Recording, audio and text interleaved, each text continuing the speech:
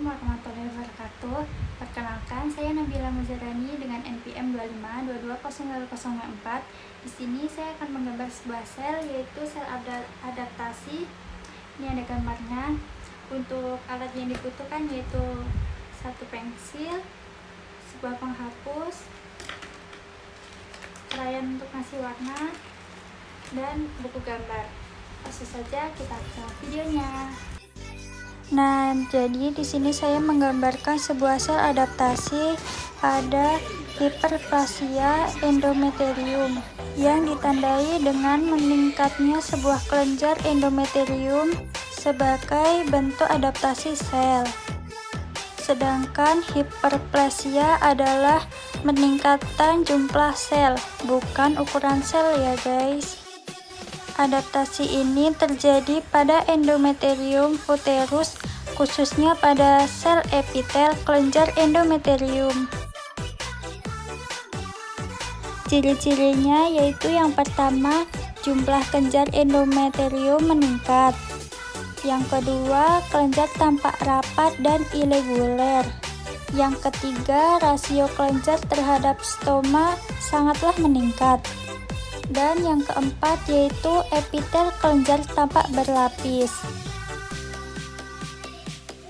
Nah, pada gambar di atas tampak kelenjar endometrium yang bertambah dan saling berdekatan, menunjukkan peningkatan proliferasi sebuah sel. Lalu selanjutnya ada peningkatan sebuah hiperplasia. Hiperplasia endometrium terjadi akibat stimulasi estrogen berlebih tanpa diimbangi sebuah progesteron yang menyebabkan peningkatan proliferasi sel epitel kelenjar endometrium. Proses ini bersifat reversibel bila rangsangan hormonal dihentikan. Berikut bagian-bagian sel. Yang pertama yaitu stoma endometrium, merupakan jaringan penunjang yang berada di antara kelenjar endometrium. Pada gambar tersebut, stoma tampak sebagai area berwarna ungu muda yang luas. Fungsinya adalah menopang struktur kelenjar serta menjadi tempat pembuluh darah dan sel stoma. Pada hiperplasia endometrium, stoma tampak relatif berkurang karena jumlah kelenjar meningkat. Bagian yang kedua yaitu nukleus sel stroma. Sel stroma terlihat sebagai titik-titik kecil berwarna ungu yang tersebar di dalam sebuah stroma endometrium. Struktur ini merupakan inti sel dari jaringan stroma. Sel-sel stroma berperan dalam mendukung struktur endometrium dan merespon sebuah perubahan hormonal.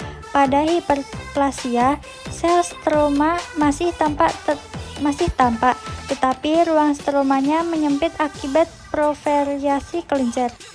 Bagian yang ketiga yaitu kelenjar endometrium. Lumen kelenjar merupakan ruang di tengah kelenjar endometrium yang tampak berwarna putih. Keberadaan lumen menunjukkan struktur kelenjar yang jelas. Pada hiperplasia endometrium, jumlah kelenjar meningkat sehingga lumen tampak banyak dan saling berdekatan. Hal ini mencerminkan peningkatan jumlah kelenjar sebagai ciri utama hiperplasia. Pada kondisi hiperplasia, epitel kelenjar mengalami peningkatan proliferasi sehingga tampak lebih tebal dan rapat.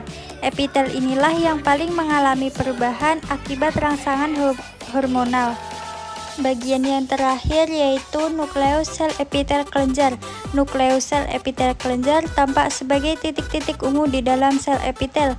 Nukleus ini menunjukkan inti sel yang berperan dalam pengakuan aktivitas sel. Pada hiperplasia endometrium, peningkatan jumlah nukleus mencerminkan bertambahnya jumlah sel epitel kelenjar. Meskipun jumlahnya meningkat, bentuk nukleus masih relatif seragam tanpa tanda atipia yang jelas. Nah, jadi secara keseluruhan gambaran ini menunjukkan hiperplasia endometrium yang ditandai oleh peningkatan jumlah kelenjar endometrium dengan strom yang relatif berkurang sebagai bentuk adaptasi sel.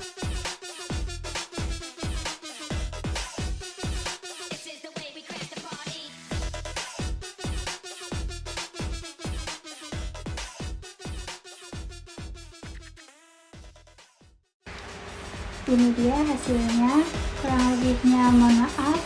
Bye bye, ketemu lagi di lain video ya.